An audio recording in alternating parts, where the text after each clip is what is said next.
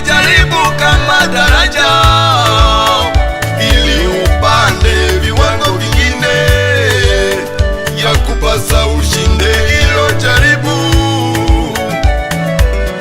We ndugu yangu, yatumie majaribu kama daraja, ili upande viwango vingine ya kupasa ushinde hilo jaribu. Yusufu hakujipigania, bali alipiganiwa na Mungu. Danieli hakujipigania, bali alipiganiwa na Mungu. Shadraka, Meshaki na Abednego, hawa wote walipiganiwa na Mungu. Hata mtumishi Nehemia kule kwenye kisima cha matope hakujipigania mwenyewe, ila alipiganiwa na Baba.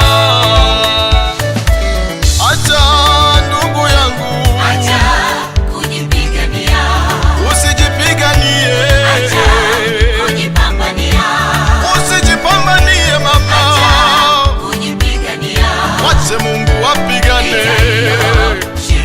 kwenye kazi yako wewe mama yangu we. acha kujipigania, Usijipiganie mama we, acha kujipambania, yupo mpambanaji acha wako kujipigania, anakuona we shirikisha kwenye kazi yako wewe mama yangu we. acha kujipigania, Usijipiganie mama we, acha kujipambania, yupo mpambanaji wako kujipigania, anakuona we.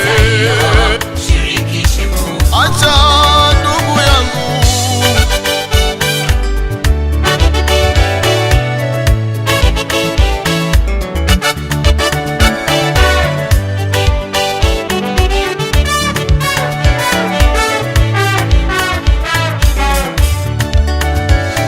naelewa safari tuliyo nayo, safari hii ya wokovu.